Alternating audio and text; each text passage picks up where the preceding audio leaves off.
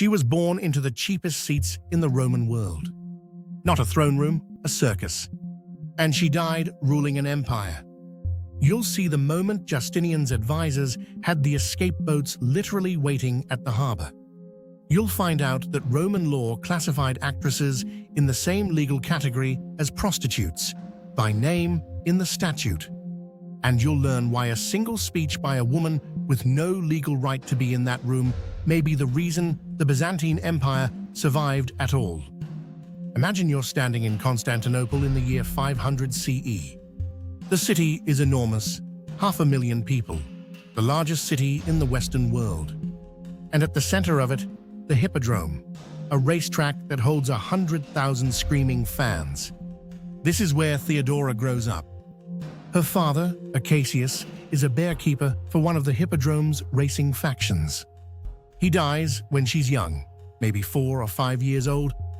And when he dies, the family loses everything. The job, the housing, the income, gone. Her mother remarries quickly, desperately, trying to get her new husband appointed to the same bearkeeping post.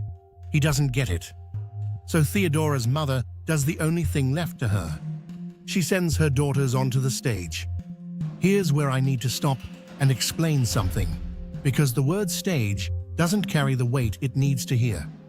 In 6th century Constantinople, performing in the theater wasn't a career. It was a legal classification. Roman law, actual codified statute, grouped actresses with prostitutes. Not metaphorically, literally, same category, same restrictions, same social standing in the eyes of the state. A woman born into the theater was legally a woman of the theater, for life. She could not marry a senator. She could not move up. The law was a ceiling bolted shut from the outside. Theodora grew up under that ceiling. We know what she did on stage, partly because of a source I want to be upfront about. Procopius. He was a court historian under Justinian, and he wrote 2 very different books about Theodora. One praises her.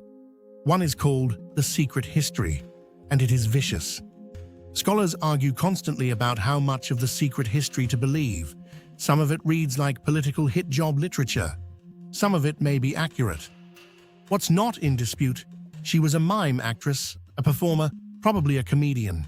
She worked the lowest circuits. She was very good at it.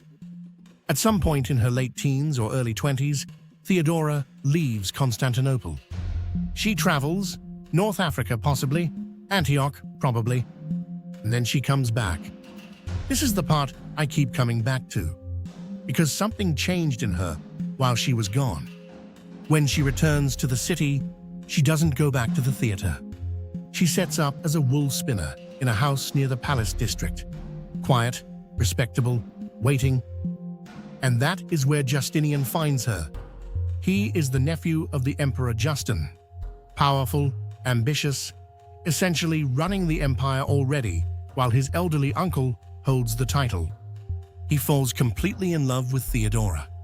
Not infatuation, not a passing thing. He wants to marry her. The law says no. So they change the law. I want you to sit with that for a second, because it sounds simple, and it is not simple. Getting a Roman legal statute repealed requires the emperor's direct action. Justin, old, conservative, from a military background, rewrites the marriage laws specifically so his nephew can wed a woman the law had previously classified as beneath a senator's notice. Some historians think Theodora lobbied for this herself. I believe it. She was not a passive figure waiting to be rescued from her legal status. She understood power. She had been studying it her whole life from the cheap seats. They marry probably around 525 CE. 2 years later, Justin dies. Justinian becomes emperor of the Eastern Roman Empire, and Theodora becomes Augusta, Empress. The ceiling doesn't just open, it's gone. Now, January 532 CE. This is the moment everything I've told you was building toward, the Nika Riots. The name comes from a Greek word. Nika means win or conquer. It's what the racing factions chanted at the Hippodrome. But this is not a sports riot.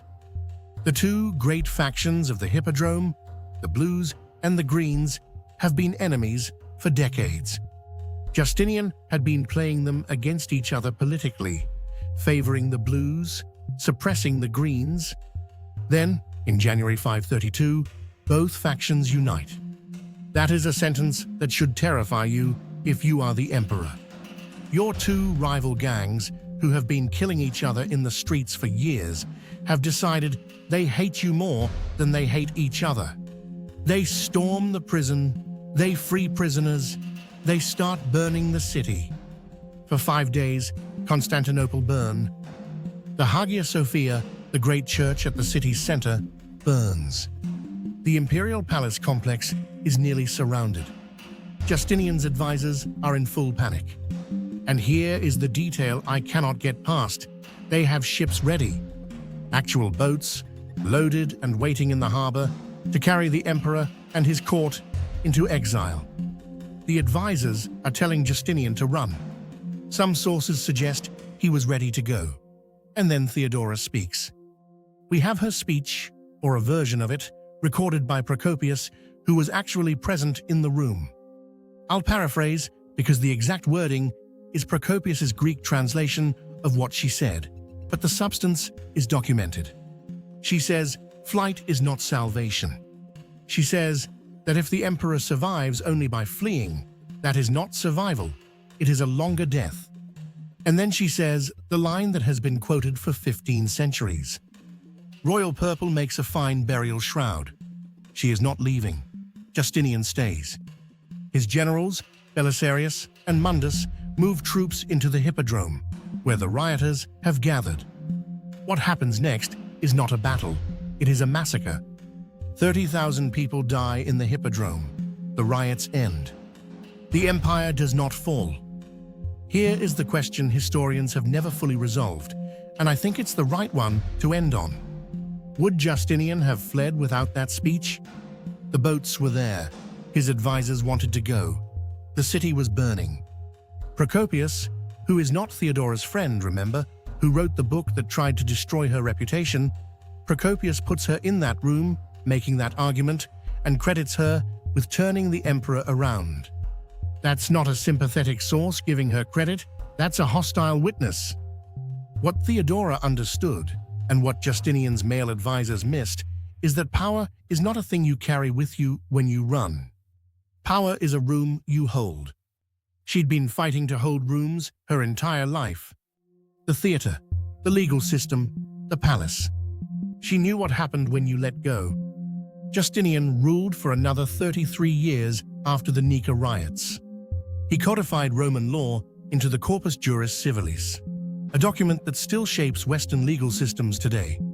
He built the Hagia Sophia, the one that stands now, the one tourists photograph every day. His reign is called a golden age, and it almost ended in January 532, with the boats in the harbor and the city in flames. Theodora died in 548 CE, probably of cancer, while still Empress. She was in her late 40s, maybe younger. Justinian is said to have been devastated. He survived her by 17 years and never remarried. She started in the cheapest seats. She died in the purple. And somewhere between those two facts is one of the most remarkable lives in the history of the ancient world. A life that the sources keep trying to minimize and that keeps refusing to stay small. Subscribe. There are more files where this one came from.